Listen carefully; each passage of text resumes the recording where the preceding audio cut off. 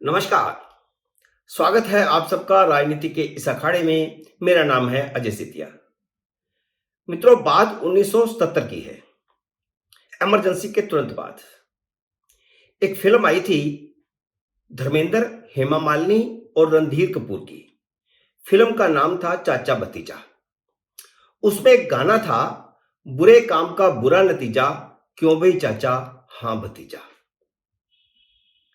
राजनीति में दो चाचा भी अपने भतीजों के साथ आजकल यही गाना गा रहे हैं। एक चाचा शरद पवार है और उनका भतीजा अजीत पवार है। दूसरा चाचा अशोक गहलोत है और उनका राजनीतिक भतीजा सचिन पायलट है।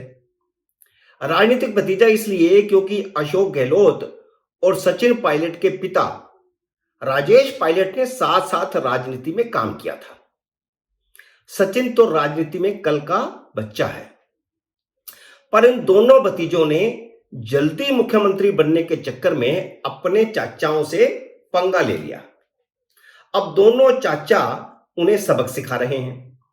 दोनों चाचा ठहरे धुरंधर, इसलिए दोनों भतीजे पिछले 3 साल से गच्चा खा रहे हैं। अजीत पवार ने तो बकायदा 2019 में चच्चा को गच्चा देकर भाजपा के साथ मिलकर सरकार बना ली थी। सचिन पायलट ने भी 2020 में प्रयास किए थे, भाजपा के साथ मिलकर सरकार बनाने की कोशिश की थी। पवार ने भतीजे की बनी बनाई सरकार गिरा दी थी, तो अशोक गहलोत ने सचिन की सरकार बनने ही नहीं दी। 2 साल के युद्ध विराम के बाद दोनों चाचा भतीजों की जंग अभी फिर भी जारी है, लेकिन अभी लुक्का छिपी की जंग हो रही है। 10 जून को दोनों चाचाओं ने अपने भतीजों पर मीठी छुरियां चला दी। हालांकि राजस्थान में अशोक गहलोत और उनके राजनीतिक भतीजे सचिन पायलट में तो खुली जंग पिछले 8-9 महीनों से हो रही थी, लेकिन वो युद्ध विराम पिछले दिनों हुआ था। चलो पहले शरद पवार की बात कर लेते हैं। शरद पवार ने महाविकास अघाड़ी बनाकर देवेंद्र सरकार गिरा दी थी, जिसमें उनका भतीजा अजीत पवार उप मुख्यमंत्री था। पर भतीजा काबू में रहे, इसलिए उसे अघाड़ी सरकार में भी उप मुख्यमंत्री बना दिया था। अब जब अघाड़ी सरकार गिर गई है, तो अजीत पवार फिर से फुदक रहे हैं। 40 विधायकों के साथ चच्चा को गच्चा देने की योजना बना रहे थे कि शरद पवार ने अध्यक्ष पद से इस्तीफा देकर ऐसा इमोशनल कार्ड खेला कि भतीजा नाक रगड़ने को मजबूर हो गया। सिर्फ 5 साल पहले भतीजा अपने चाचा का निर्विवाद राजनीतिक वारिस माना जाता था, लेकिन अजीत पवार से सब्र नहीं हो रहा था, इसलिए उन्होंने अपने पैरों पर कुल्हाड़ी मार ली। अब शरद पवार ने वही किया जो 2003 में बाला साहब ठाकरे ने किया था। तो आप पूछेंगे कि बाला साहब ठाकरे ने क्या किया था? बाला साहब ठाकरे ने राजनीति में सक्रिय अपने भतीजे राज ठाकरे की जगह पर अपने बेटे उद्धव ठाकरे को शिवसेना का कार्यकारी अध्यक्ष बना दिया था। जैसे अब यह माना जाता था कि अजीत पवार ही शरद पवार का राजनीतिक वारिस है, उस समय यह माना जाता था कि राज ठाकरे ही बाला साहब ठाकरे के राजनीतिक वारिस हैं। उद्धव ठाकरे तो राजनीति में था ही नहीं। तो उस समय बाला साहब ठाकरे ने राज ठाकरे को किनारे करके अपने बेटे उद्धव ठाकरे को कार्यकारी अध्यक्ष बना दिया पार्टी का। शरद पवार ने भी अब अपने भतीजे को किनारे करके अपनी बेटी सुप्रिया सुले को पार्टी का कार्यकारी अध्यक्ष बना दिया है। शरद पवार का बेटा नहीं है, उनकी एक बेटी ही है, लेकिन सुप्रिया सुले के साथ साथ उन्होंने प्रफुल्ल पटेल को भी कार्यकारी अध्यक्ष बना दिया है, यानी 2 कार्यकारी अध्यक्ष बना दिए हैं एक क्षेत्रीय पार्टी के। बाला साहब ठाकरे ने जब उद्धव को कार्यकारी अध्यक्ष बनाया था, तो उनका भतीजा राज ठाकरे अपना टीम टप्पर लेकर अलग हो गए थे।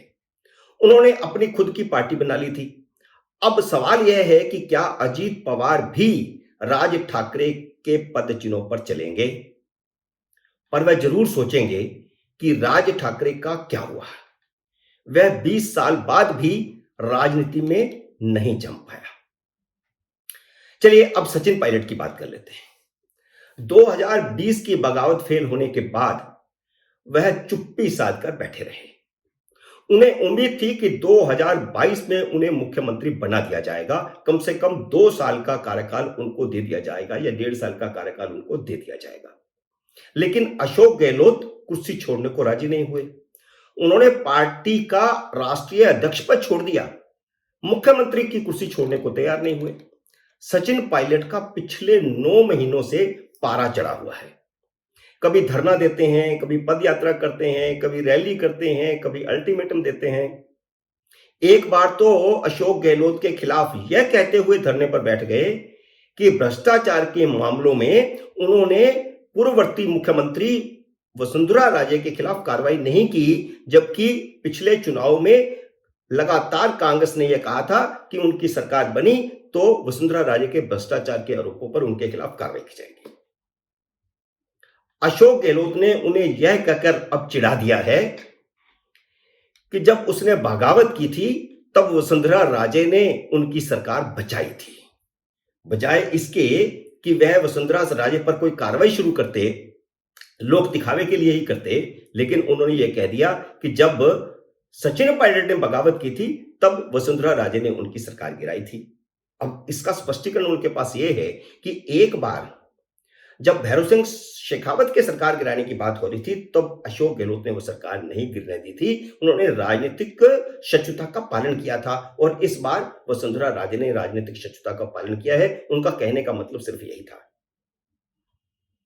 इस बीच अशोक गहलोत ने सचिन पायलट को ऐसी ऐसी गालियां दी ताकि वह भड़ककर फिर बगावत कर दें, पार्टी छोड़ जाए, निकम्मा तक कहा और भी कई कुछ कहा, लेकिन वह अपमान का घूंट पी रहे हैं। अभी 29 मई को राहुल गांधी और मल्लिकार्जुन खड़गे ने युद्ध विराम करवाया था। दोनों सामने सामने बिठाए गए थे। साथ में पार्टी के महासचिव भी बैठे थे और राहुल और मल्लिकार्जुन खड़गे बैठे थे। तो युद्ध विराम में क्या हुआ था यह अभी तक किसी ने जाहिर नहीं किया है। दोनों चुप थे। इसके बाद पर प्रदेश के प्रभारी सुखजिंदर सिंह रंधावा ने जब यह कहा कि जिनकी उम्र हो चुकी है उन्हें खुद ही अगली पीढ़ी के लिए पीछे हट जाना चाहिए, तो ऐसा लगा कि अब सचिन पायलट की पारी शुरू होने वाली है, उनके अच्छे दिन शुरू होने वाले हैं। लेकिन अशोक गहलोत ने अगले ही दिन 10 जून को शरद पवार ने अपनी बेटी को कार्यकारी अध्यक्ष बनाया और 10 जून को अशोक गहलोत ने फिर एक पटकनी दी। उन्होंने पायलट को पटकनी देते हुए कहा कि वसुंधरा राजे के खिलाफ भ्रष्टाचार का कोई भी केस नहीं बनता है। जो भी केस थे वे सारे हाई कोर्ट और सुप्रीम कोर्ट में निपट चुके हैं। कोई केस है तो सामने लाओ। तो सचिन पायलट को इससे बड़ी पटकनी और चुनौती और क्या होगी। मतलब यह है कि राजस्थान की कांग्रेस में भी चाचा भतीजे की वैसे ही जंग चल रही है जैसी महाराष्ट्र में एनसीपी में। मित्रों, उम्मीद है आज का मेरा ये वीडियो आपको पसंद आया होगा। इसे लाइक और शेयर कीजिए और अगर आपने मेरे YouTube चैनल को सब्सक्राइब नहीं किया तो कृपया सब्सक्राइब कीजिए और घंटी का बटन भी दबाइए ताकि जैसे ही मेरा नया वीडियो आए आपको सूचना आए। मिलते हैं नए वीडियो में जल्द ही किसी नए विषय के साथ। तब तक नमस्कार।